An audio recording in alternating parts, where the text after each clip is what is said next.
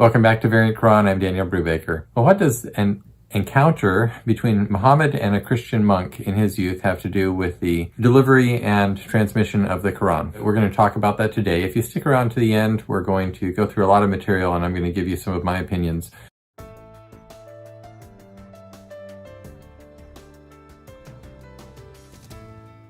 Well, I received a question, a very good question from a viewer this week. The viewer is Valentin Tomberg. And he says, "Hello, Dr. Brubaker. Thank you for your precious postings. May I ask you if you ever heard of the book, The Legend of Sergius Bahira, Eastern Christian Apologetics and Apocalyptic in Response to Islam? If so, what kind of impact could this legend have had on the development of the Islamic tradition, in your opinion? I would be grateful if you could answer me."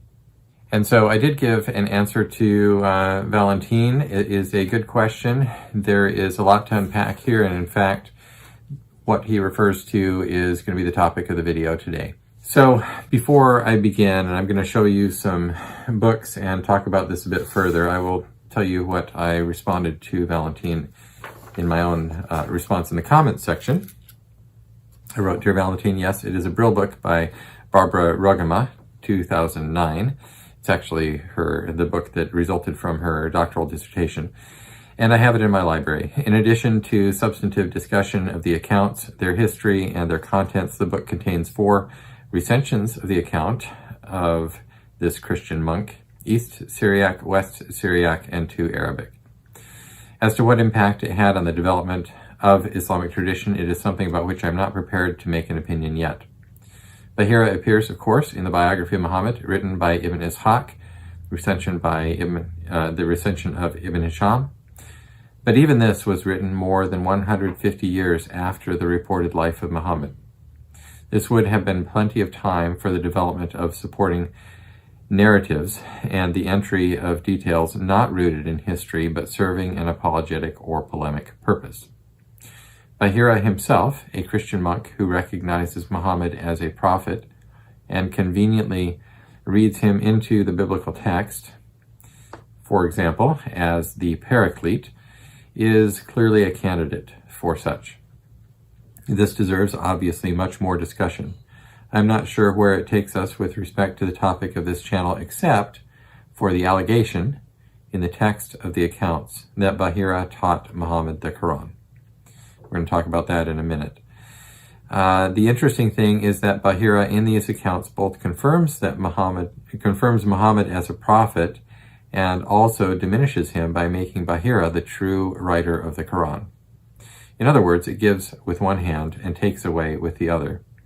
Finally, when one looks at Bahira's vision in these accounts, it does not, to me, ring true when compared, for example, with the very special visions of Ezekiel in chapter 1, Daniel chapter 7, and John in Revelation 1 and following, after which this vision of Bahira appears to be modeled. So a ton of stuff to unpack, but certainly very interesting. A great question. Thank you."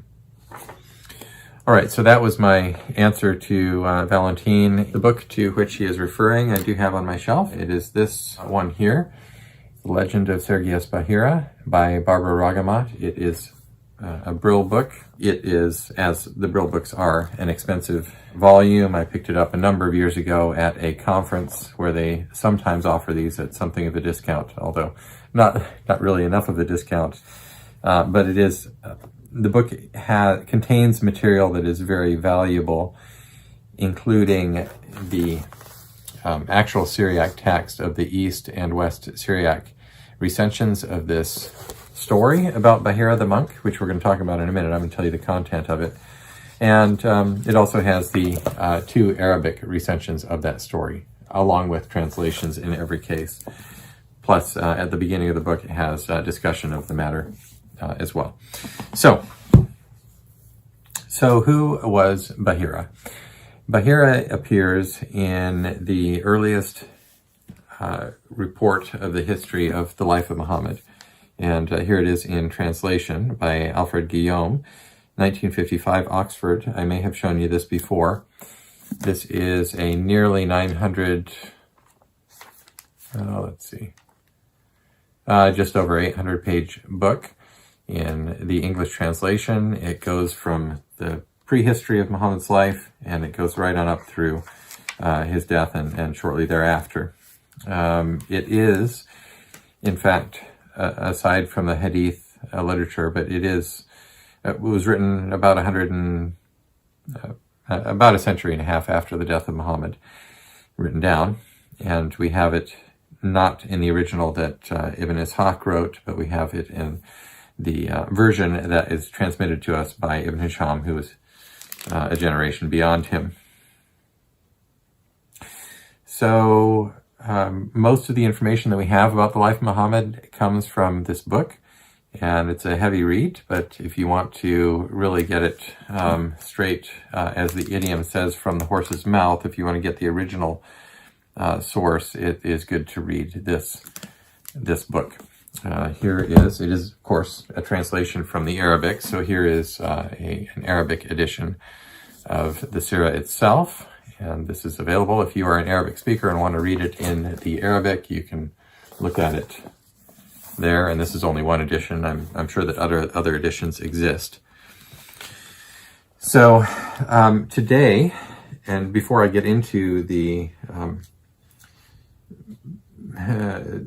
story of Bahira himself, obviously, as you can imagine, there are many biographies of Muhammad that are more modern, and they come from a variety of different perspectives, and they tell the story in somewhat of a more accessible way. The one that I just showed you is very heavy with content. Sometimes it's difficult to navigate because it's technical, lots of details and so forth. And sometimes when a regular reader wants to get the main story, it's people tell stories in different ways, and so other people have told the life of Muhammad in different ways over the years. And so here I have some of them from my library.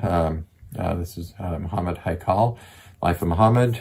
Just to show you some examples of biographies of Muhammad, you have Martin Ling's. Martin Ling's, I believe, is a convert to Islam, a Western convert to Islam. This is the one, the Sirah of the Final Prophet. Sirah means biography. This is from Hassan al-Banna, of one of the founders of the Muslim Brotherhood. As you can imagine, these are coming and emphasizing different things. There is the very famous 23 years, Bistose Sal, in Persian, in Farsi, the biography of Muhammad, just focusing on his 23 years after receiving the revelations. And there's the English translation, that's the book by Ali Dashti, very famous biography of Muhammad. There is another one that was won an award, another modern biography of Muhammad. That when was this made? Let's see. Oh, let's see. I don't know the publication date of that. Actually, I should know that. And then there are other perspectives. So, for example, this is the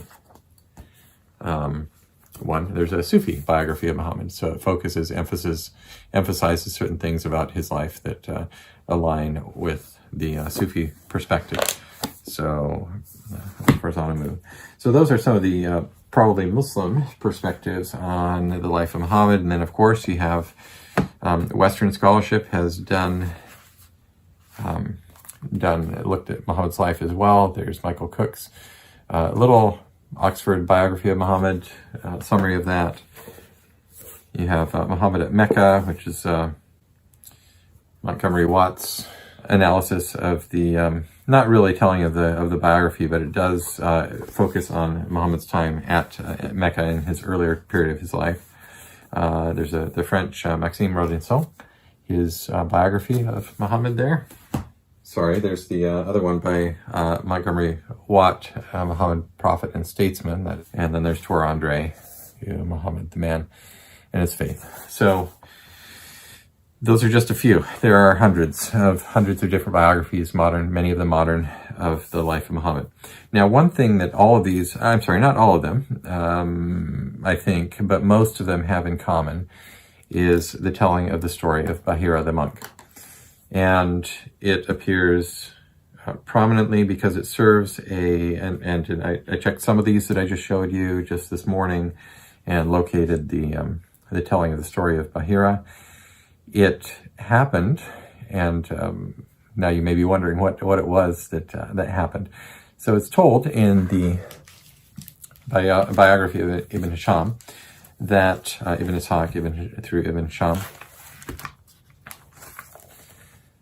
that when Muhammad was about 12 years old, oops, oh no, where was it? Yeah. So on page 79 and 80 through 81 of this edition, in case you have it and want to reference it, it tells the story of Bahira. And the story goes like this. When Muhammad was a youth, and some of the other biographies say about 12 years old. I'm not sure if it says 12 years old in the biography itself. Yeah, it doesn't say his age, but the others have sort of triangulated what his age, and it appears that tradition says that Muhammad was about 12. Abu Talib, his uncle, would go on these trading journeys up to Syria, and on this particular trip, Muhammad wanted to go along and wound up going along with him. Along the way, they would stop at, one of their stopping points was near the cell of a monk, a Christian monk named Bahira. Now, Bahira had not taken note of them on previous trips, but on this particular trip, he invites them all in to have a meal with him.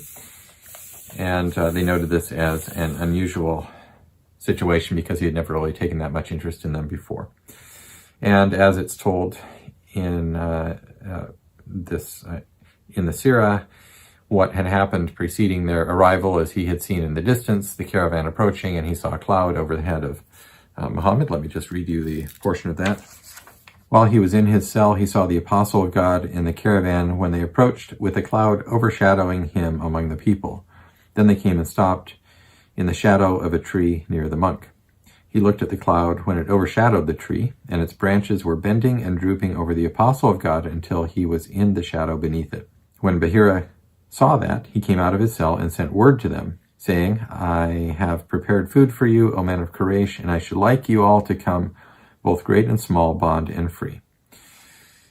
And so they all come to the meal, but of course, as the story goes, they leave the young Muhammad to guard the baggage, and Bahira looks at the group gathered before him and does not see the one who he had earlier recognized as being the apostle of God with the cloud over his head, and he asks them about it. Is there anybody else? And of course they go and get him and bring him in, at which point he pronounces his future that he had foreseen, and he checks the body of Muhammad. He looks between his shoulders and sees the mark of prophethood between his shoulders, something that apparently he had noted in one of his books that he had in his cell. And this is the confirmation of Muhammad's future. So a couple things about this. The first thing, one of the things that I noted when I first read this many years ago was its similarity to the account of when Jesse goes to anoint David king over Israel, and that is found in 1 Samuel.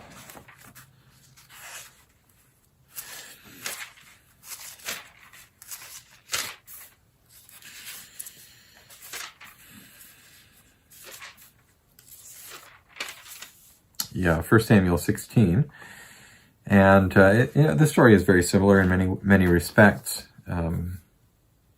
Samuel goes and he calls Jesse, and Jesse calls out all his sons, but he leaves David, the youngest, who's tending the sheep. And Samuel passes by each one of the various sons of Jesse and does not recognize any of them as being the one whom God had anointed. And so then they call out the youngest son, and sure enough, it's him Samuel anoints him king over Israel. So interesting. Don't know what we make of that, but I did notice that similarity there. Now, what purpose does this account serve in the Sirah? Well, the first thing, obviously, is that you have independent confirmation here by a Christian, by somebody who's in possession of the earlier scriptures, and not only that, but somebody who is a monk who's dedicated his life to, presumably, to renouncing the world and to study of the scriptures and so forth. So this person, Bahira, serves a rhetorical function of confirming or affirming the prophethood of the young Muhammad. Before he had his encounter with the angel in the cave, in the hills above Mecca, overlooking Mecca. And obviously this is something that is of great value in the biography of Muhammad. And this is why it is reported in all these others as well, receives prominent attention. Now,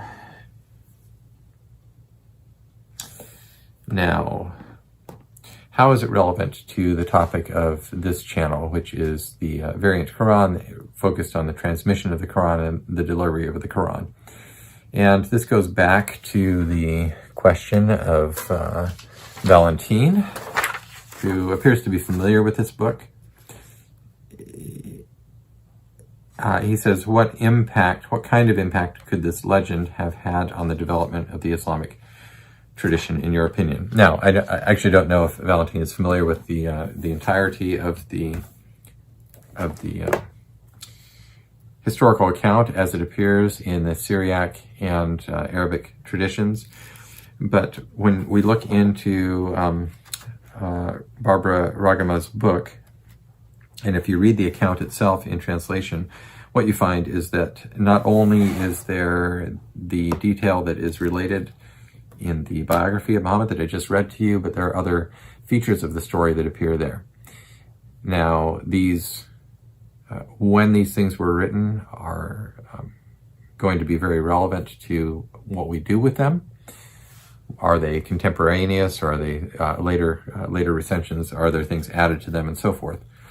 But in the story of Bahira, as it appears in the Syriac tradition, there are some other features. And the first prominent one is that it, as I mentioned in my response to Valentine, is that Bahira had made a trip toward Syria, and along the way he stopped by Mount Sinai, and I presume that he meant Mount Sinai, the area of St. Catherine's Monastery, which is on the Sinai Peninsula, which I don't believe is the actual Mount Sinai. I believe the actual Mount Sinai is in northern Arabia, what is inside what is today Saudi Arabia. But be that as it may, in the account, he went to this monastery, he stayed there, and after the evening of spending time socializing with the other monastics there, he was told that he could not go out at night and to go up on the mountain, but he sneaks out and he goes up to the top of the mountain in pursuit of a vision, and a vision is granted to him which looks very much like the visions of Ezekiel and Daniel and of John in Revelation, in the sense that this vision involves the stirring up of the seas by the four winds. It involves the appearance of a number of beasts in sequence who are terrifying and have obvious symbolic value. It involves an angel interpreting for Bahira what the meaning of all these things is, which is all very much the pattern of what we saw happening in, for example, Daniel chapter 7. Now, Daniel 7 is very important to the it is tremendously important when it comes to the understanding of Christology and who Messiah was to be. And Jesus himself spoke the words of Daniel chapter 7:13 when he stood before Caiaphas, the high priest, and was asked who he was, and he answered with these words of that. So I want to just take you through, and this is kind of an involved video, but And whether it's actually relevant or if this is a later myth that is developed to serve one narrative or the other, those are things that we'll think about and continue to think about, and I'm not going to take a strong position, but keep that in mind, that we don't necessarily know that this story is true or that it originated around the time of the lifetime of Muhammad. All right, so first thing we're going to do is take a look at Daniel chapter 7. And what happens in Daniel chapter 7 is he had a dream. Daniel in exile. Remember, Daniel was taken to exile to Babylon. He was, Nebuchadnezzar came actually in the first year of his reign, or possibly before he took the throne. I think it seems that Nebuchadnezzar might have been out on expedition and besieging Jerusalem before he actually took the throne. But it was right there around that time. He besieged Jerusalem. He carried off much of Jerusalem in exile to Babylon. He took from among the exiles some young men, 4 young men, Daniel and his 3 friends, into his own service because of the aptitude and the high level of learning and promise that they showed. And Daniel wound up serving in the court, high levels in the court, over the succession of multiple kings. So this dream of Daniel occurs in the first year of Belshazzar, the king of Babylon. And he says, Daniel had a dream, and visions passed through his mind as he was lying in his bed. He wrote down the substance of his dream. So in the vision that he had that night, he saw a succession of 4 beasts. The first was like a lion, had the wings of an eagle. The wings were torn off. Daniel is seeing this in his vision. So that it stood on 2 feet like a man, and the heart of a man was given to it. Then there came a second beast, which looked like a bear, and it raised up on one of its sides. It was raised up on one of its sides, and it had 3 ribs in its mouth between its teeth, and it was told, "Get up and eat your fill of flesh." After that, I looked, and there before me was another beast, one that looked like a leopard, and on its back it had 4 wings like those of a bird. This beast had 4 heads, and it was given authority to rule. That's number 3. After that, in my vision at night, I looked, and there before me was a 4th beast, terrifying and frightening and very powerful. It had large iron teeth. It crushed and devoured its victims and trampled underfoot whatever was left. It was different from all the former beasts, and it had 10 horns.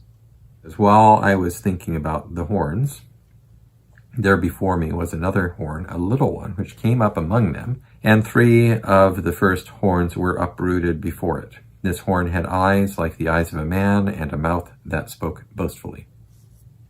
And at this point, there is a transition in the text. He says in verse 9, "As I looked, thrones were set in place, and the Ancient of Days took his seat. His clothing was as white as snow. The hair of his head was white like wool.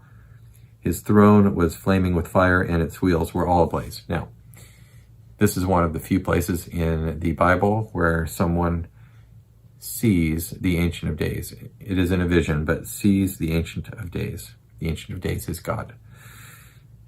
Daniel, Ezekiel, and then John the disciple in his vision in Revelation. So it's worth noting this is a very remarkable and unusual incident. All right, verse 10, "A river of fire was flowing, coming out from before him. Thousands upon thousands attended him. 10,000 times 10,000 had stood before him. The court was seated, and the books were opened." Verse 11, "Then I continued to watch because of the boastful words the horn was speaking. I kept looking until the beast was slain and its body destroyed and thrown into the blazing fire. The other beasts had been stripped of their authority and were allowed to live for a period of time." Now we are at verse 13, which, as I mentioned, is the verse that is quoted by Jesus when he is standing 600 years later before Caiaphas, the high priest. Verse 13 says, "In my vision at night I looked, and there before me was one like a son of man coming with the clouds of heaven. He approached the Ancient of Days and was led into his presence. He was given authority, glory, and sovereign power. All peoples, nations, and men of every language worshipped him. His dominion is an everlasting dominion that will not pass away, and his kingdom is one that will never be destroyed. So just for context, there is a whole lot to talk about and unpack there, and my purpose here is not to go into a thorough discussion of the Son of Man vision, its meaning, or any such, but to place a context around what we are looking at in the Bahira legend. So toward the context, just so you know what the Son of Man vision is, we can turn to Matthew chapter 26, verses 63 and following. Jesus is before the Sanhedrin. This is shortly before, this is his trial before he is crucified. The high priest said to him, this is the high priest Caiaphas, said to him, I charge you under oath by the living God. Tell us if you are the Christ, the Son of God. And Jesus says, literally, I believe he says, you have said it, which is a way of saying, you got the picture, you got the message. In this translation, it says, yes, it is as you say, Jesus replied. But I say to all of you, in the future you will see the Son of Man sitting at the right hand of the Mighty One and coming on the clouds of heaven. So Jesus was making a reference to Daniel chapter 7, verse 13, where the one like a son of man, he uses the term son of man, coming on the clouds of heaven. He says, you will see me coming on the clouds of heaven, and you also see me sitting at the right hand of the Mighty One. And at the right hand of the throne of God is not a place for a human. So this is the reason that in verse 65, the high priest tore his clothes and said, he has spoken blasphemy. Why do we need any more witnesses? Look, now you have heard the blasphemy. What do you think? He is worthy of death, they answered. Then they spit in his face and struck him with their fists. Others slapped him and said, prophesy to us, Christ, who hit you? So again, there's much more reference. Jesus refers to himself as Son of Man in this context many, many times throughout the New Testament. And if you look at chapter 1 of Revelation, which I encourage you doing, you're going to see a further affirmation of this context. All right, so we're coming back now to the legend of Bahira the monk. And when we look at it, we see a vision that he is reported to have received when he goes up the mountain at Mount Sinai. He gets this vision, and he sees a series of beasts. It says he saw the four winds of the sky stirring up each other. Now I'm reading from Barbara Ragama's book. I saw a white beast coming on the wind of the south, and it ate the east and the west and the south and the north and the sea, and it settled in the desert. On its head were 12 horns, and I said to the angel, what is this, my Lord? And he said to me, this is the kingdom of the Ishmaelites. Okay. So this is the first point, and we're going to go through, I'm sorry if this is kind of involved, but this is, obviously we're dealing with some substance here. It's one of the things that is different about the Bahira legend and the Daniel chapter 7 and the other ones. For example, in Daniel 7, Daniel says that he was troubled in spirit, and the visions that passed through my mind disturbed me. I approached one of those standing there and asked him the true meaning of all this. And so he gave Daniel the interpretation of all this. But the one thing that he does not do is he does not identify any of the kingdoms by name. Does not identify any of the kingdoms by name. And that is typical of all three of the, with one or two small exceptions where Greece is mentioned actually in Daniel chapter 8 and elsewhere. But in this particular case, these visions with the appearance of the beasts, actually in Revelation there's mention of Babylon, although it's possibly in some larger symbolic sense. But usually, and certainly in this case, there's not an identification of the beasts with a given kingdom. And so when we look at the Bahira legend, one thing that stands out to me at least is that it is specifically identified by name, Kingdom of the Ishmaelites. And then there was a second, a black beast on the wind of the north, and it ate the east and the west and the south and the north and the sea, and it settled in the land of Babel. And on its head were 7 horns, and I said to the angel, "What is this, my Lord?" And he said to me, "This is the kingdom of the sons of Hashim, son of Muhammad." So again, you have a specific identification by name. This is unusual in these type of accounts, at least from a biblical perspective. So just at this point where we are, we have a report of Bahira, a monk who is not reported to be a prophet. He goes on a trip to Syria, and along the way he goes to the Sinai Peninsula, which, by the way, is not really on the way to Syria. It's kind of out of the way, and very much out of the way, because he's living north, and he would have gone south for this.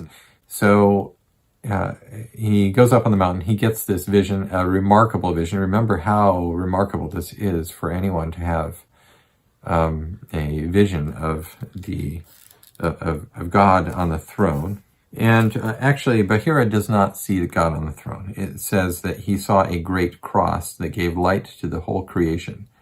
And in brilliance, it surpassed the sun, which is different. None of the other visions have that. It seems a little bit unusual. You can imagine the image of a cross. But remember, this is 600 years after Jesus, whereas the vision of Daniel was 600 years before. And the vision of John was about 90 AD, about 60 years after the crucifixion, and so something like that. So that is another thing that's unusual in this case. Okay, so the identification of that. And then it goes through a series of other beasts. And then after that, I saw a bull coming in great calm and humility on the wind of the south, and on its head were 5 horns, and it ate the 4 quarters of the world, and it settled in Ashur. And I said to the angel, "What is this bull, my Lord?"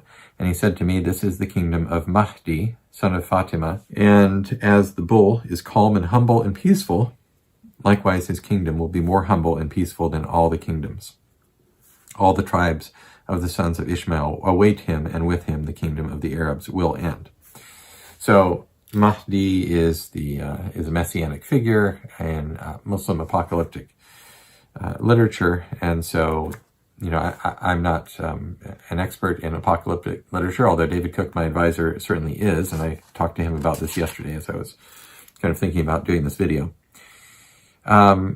Stopping right there, actually what David said is that the Bahira legend appears to be of 9th century origin. That would be the 800s, and so it is later. That is something that is later, which aligns with much of this. As he goes on in this, you see further identification of the various beasts, which you have a panther, you have a lion, a yearling goat, and a great dragon, and all these things. Much more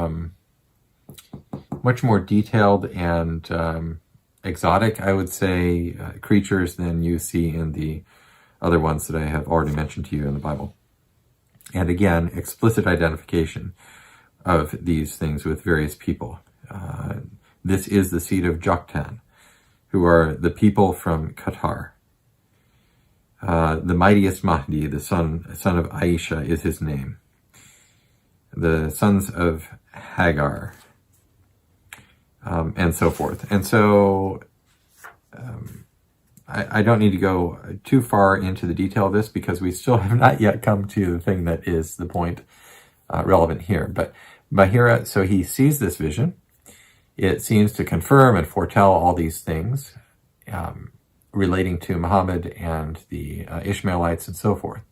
And then after this, the legend tells about what I have read to you about Bahira meeting Muhammad and actually sitting down with him and talking with him and telling this young Muhammad that he had seen his great future and that he was going to be this amazing person and so forth.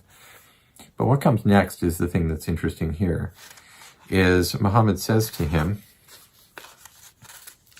Yeah, here we go. On page 279, then Muhammad said to Mar Sergius, everything you ask will be for you, but how will they... Oh, and Muhammad says to him after Bahira tells him all these things about Muhammad's future, Muhammad says, great, basically, what can I do for you? And Bahira asks, in this case, he tells about all the Christian monks who are living, and he says, we're people of peace and piety and so forth. And as you come into your kingdom, basically, please don't harm the Christian monks. Leave us to be and let us go our way in peace. And so Muhammad responds to him, everything you ask will be for you. But then Muhammad asks Bahira this question, how will they believe in me not knowing a book? And so Bahira answers him, I will teach you everything. And so this legend continues to go and report that Bahira tells him that he will teach Muhammad at night, the Quran basically is the implication, and that Muhammad will go during the daytime and represent it as his own revelation. Okay, so now you can see how impactful the rest of that legend, which is obviously not reported in the Sirah that I showed you, the Muslim versions of the Sirah, and probably not surprisingly, because in fact, and now we get to some of my opinion about this, in fact, this serves an apologetic and polemic function against Islam and against the prophethood of Muhammad, because it makes Bahira really the originator of the Quran. The fact of its probable late origin is, it seems evident to me that this is likely a crafted narrative. It's likely something that serves the purpose of undermining Muhammad as a prophet. The interesting thing about it is that it, at the same time, affirms him as prophet in a very dramatic way, as having come from God, and through the vision. I mean, why did Bahira have to even have the vision in the first place to recognize Muhammad as a prophet? And so those two things existing side by side in this account are very interesting. But the likely imposition or the growth of this legend into something that serves the interests of those wishing to discount Muhammad is likely, as well as possibly the growth of the narrative of Bahira in the first place. Now, is there a historical kernel in this? Did Bahira actually exist? Did he actually have an encounter with Muhammad in which he affirmed him or spoke of his, or saw that he was indeed going to be a prophet to the Ishmaelites and so forth? I don't know. We don't know. It exists in the biography. And by the way, it is not the only instance in the biography. If you read through it, you're going to find several other places where there are encounters of Muhammad with Christian people and Christian monks. The other one is Waraka, a Christian who was close to Muhammad and was one of the first converts to Islam. So there's these things that pop up in the biography that lend a certain authority to Muhammad in the mouths and testimony and witnesses of Christians who are around him at the time. And obviously this serves an important role and important function. All right, so we've been through a lot today. I'm sorry, this video has gone quite long, but I wanted to bring it around full circle and answer that great question. I just think it's a sort of a dive into some of the historical context of these things. We haven't dealt with manuscripts at all today, but we have dealt with some of the things related to the delivery and transmission of the Quran. I am not expressing to you any opinion about them. I'm just making you aware of some of the historical material and one particular episode that exists in the biography of Muhammad and in some of the surrounding materials that were contemporaneous or shortly thereafter that we have in the historical record. So I hope it's been interesting to you, and thank you very much for watching. My own interest in this, I hope, is evident that I find this stuff fascinating, and there's so much to look through and think about, and I hope you enjoy going along this journey with me in this YouTube classroom as we talk about this stuff. I will link at the bottom the Ragama book and the Guillaume book, and maybe a couple of these others if you're interested in picking them up for yourself and doing some more reading. Meanwhile, thank you very much for watching, and wherever you are in the world, I hope you're doing well. We will talk to you again very soon. Thank you. Bye.